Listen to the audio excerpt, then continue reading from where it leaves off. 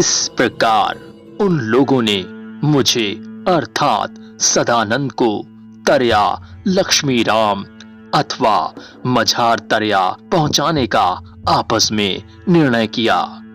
इस कार्य में उस पूरे परिवार का सद्भाव था, न कि दुर्भाव, क्योंकि सदानंद ने उस गरीब परिवार पर आर्थिक भार कदापि ना दिया था। वास्तव में आर्थिक भार तो वकालत से बचे पैसों से वहन होता था, जो समाप्त होने का नाम नहीं ले रहा था।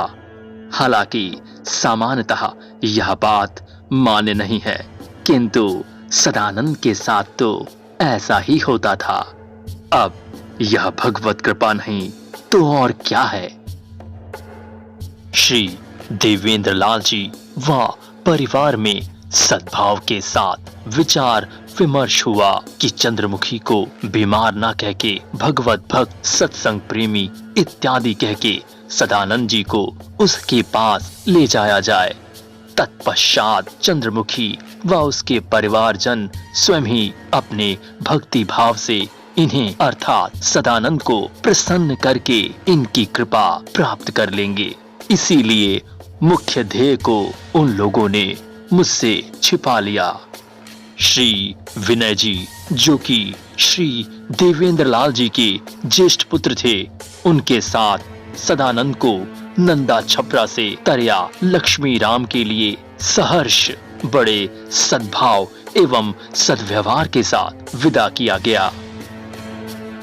सद्भावी सत्यान्वेषियों जैसा कि श्री देवेंद्र लाल जी के परिवारजनों ने मुझे अर्थात सदानंद को वहां ले जाने का मुख्य उद्देश्य अब तक मुझे ना बताया था, किंतु जब गाड़ी नंदा छपरा से रामकोला पहुंची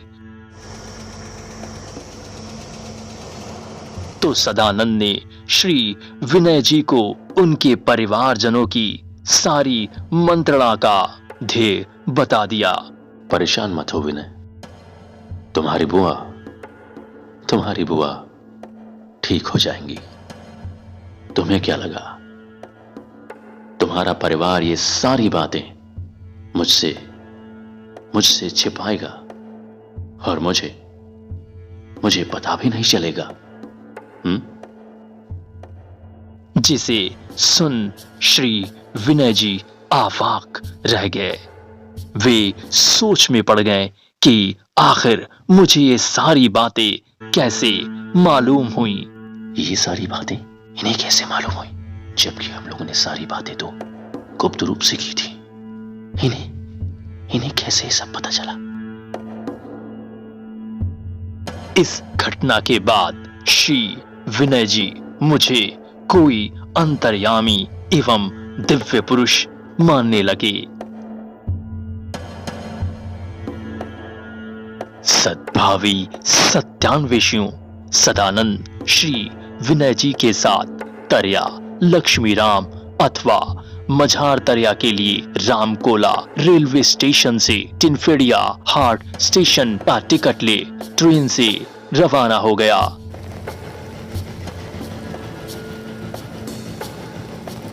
टिनफेडिया हाट स्टेशन थाना व रेलवे स्टेशन तरया सुजान जिला देवरिया उत्तर प्रदेश और जलालपुर जिला गोपालगंज बिहार के मध्य उत्तर प्रदेश की सीमा में ही तरया लक्ष्मी राम से तकरीबन आधा मील सटे पूरब उत्तर के कोने पर स्थित है। जून का महीना 21 तारीख वर्ष 1976 और तेज हवा के साथ तपती धूप। लगभग 3 बजे गाड़ी टिनफेडिया हाट स्टेशन रुकी।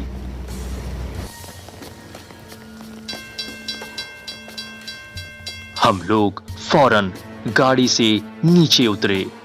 जैसा कि धूप बहुत तेज थी, इसलिए हम लोग स्टेशन से सटे पश्चिम बाग में एक वृक्ष के नीचे जाकर ठहर गए। 5-10 मिनट के बाद हम लोग अर्थात मैं यानी सदानंद और विनय जी तरया लक्ष्मी राम के लिए चल दिए।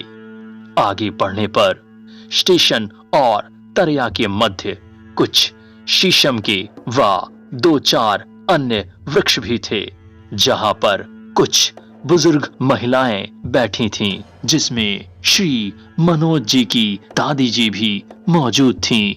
उस क्षेत्र में यह धार्मिक यात्रा पहली बार थी, इसीलिए सदानंद उन्हें पहचान न सका। मेरे जैसे अनजान व्यक्ति की वहां उपस्थिति देख मनोज की दादी ने श्री विनय जी को अपने पास बुलाया और अन्य समाचार लेते हुए मेरे बारे में भी पूछताछ की। और विनय, बड़े दिन बाद याद आई। घर में सब ठीक तो है ना? हाँ, सब ठीक है। वैसे विनय, ये लड़का कौन है? कौन अम्मा? अरे वही जो तुम्हारे साथ आया है। अच्छा, वो तो हमारे खास मित्र हैं। इतना कहते हुए विनय ने बात टाल दी। 10-5 मिनट वहां रुकने के बाद हम लोग आगे चल दिए। थोड़ी देर बाद श्री विनय जी ने मुझे एक आलीशान मकान दिखाया। वो देखिए, वो है मेरी बुआ और फूफा जी का मकान। मेरा मतलब मनोज का मकान। मकान काफी ऊंचा व पुरानी परंपरा में बना था, जिसमें खूबसूरत नक्काशी भी थी। भव्य मकान को देखकर ऐसा प्रतीत हो रहा था जैसे वहां किसी अच्छे खासे संपन्न व सामाजिक तौर पर प्रतिष्ठित व्यक्ति का बसेरा हो। शीघ्र ही हम दोनों अर्थात मैं यानी सदानंद और श्री विनय जी उस मकान के दरवाजे पर पहुंच गए। श्री विनय जी मकान के अंदर प्रवेश कर गए, जबकि मैं ठीक सामने बंगले में रखी एक चौकी पर बैठ गया। कुछ देर बाद श्री विनय जी जल लेकर बाहर आए।